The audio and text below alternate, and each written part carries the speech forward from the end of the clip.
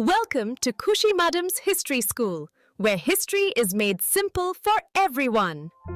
ইলুন সমুদ্রকে ভালোবাসত। স্পেনের উপকূলের উঁচু পাহাড়ের উপর থেকে সে ঘন্টার পর ঘন্টা তাকিয়ে থাকত নীল জলের দিকে। সমুদ্র ছিল তার খেলার সাথী, তার প্রতিদিনের বন্ধু। তার মনে হতো, সমুদ্রের ঢেউগুলো যেন তার সাথেই কথা বলে। একদিন তার বাবা আস্তুর তার পাশে এসে বসলেন। আস্তুর ছিলেন গোত্রের সবচেয়ে জ্ঞানী মানুষদের একজন। তিনি ইলুনকে শেখালেন কিভাবে আকাশের তারা দেখে পথ চিনতে হয় আর সমুদ্রের গর্জন শুনে ঝড়ের পূর্বাভাস পাওয়া যায়। পরের দিন সকালে ইলুন দেখল, দিগন্তে কিছু অদ্ভুত কালো বিন্দু। এগুলো তাদের জেলেদের নৌকার মতো নয়। এগুলো ছিল অনেক বড় এবং তাদের পালগুলো ছিল অদ্ভুত আকারের।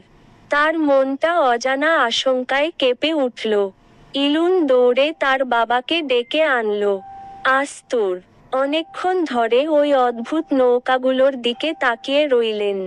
তার অভিজ্ঞ চোখ বুঝতে পারছিল, এগুলো সাধারণ নৌকা নয়। তিনি বললেন, ওদের ডানার দিকে তাকাও, ইলুন। ওরা যেন সমুদ্রের উপর দিয়ে উড়ে আসা শিকারী পাখি। জাহাজগুলো যখন আরো কাছে এলো, তখন তাদের বিশালতা দেখে ইলুন আর আস্তুর অবাক হয়ে গেল। প্রত্যেকটি জাহাজে সারি সারি দাঁড়, যেগুলো একসাথে ওঠানামা করছিল, আর তাদের পালের উপর আঁকা ছিল এক বিশাল ঈগলের ছবি। কিছুক্ষণের মধ্যেই জাহাজগুলো তীরে ভিড়ল। এরপর যা ঘটল তা ইলুন জীবনেও ভোলেনি। চকচকে বর্ম পরা সৈন্যরা জাহাজ থেকে নেমে এলো। তারা এমনভাবে সারিবদ্ধ হয়ে হাঁটছিল, যেন তারা সবাই এক মানুষ। সূর্যের আলো তাদের বর্মে প্রতিফলিত হয়ে চোখ ধাঁধিয়ে দিচ্ছিল। আস্তুর ইলুনকে টেনে পাথরের আড়ালে নিয়ে গেলেন। ফিসফিস করে বললেন, এরা ব্যবসায়ী নয়, ইলুন। এরা যোদ্ধা। ওই ঈগল তাদের চিহ্ন। আমাদের ভূমিতে নতুন এক শক্তি এসেছে। চোখের পলকে রোমান সৈন্যরা তাদের তলোয়ার বের করে ফেলল। গ্রামের লোকেরা কিছু বুঝে ওঠার আগেই তারা ঝাঁপিয়ে পড়ল। কোনো চিৎকার নয়, কোনো হুঙ্কার নয়, শুধু অস্ত্রের ঝনঝনানি আর বর্মের শব্দ। যুদ্ধ শুরু হয়ে গিয়েছিল।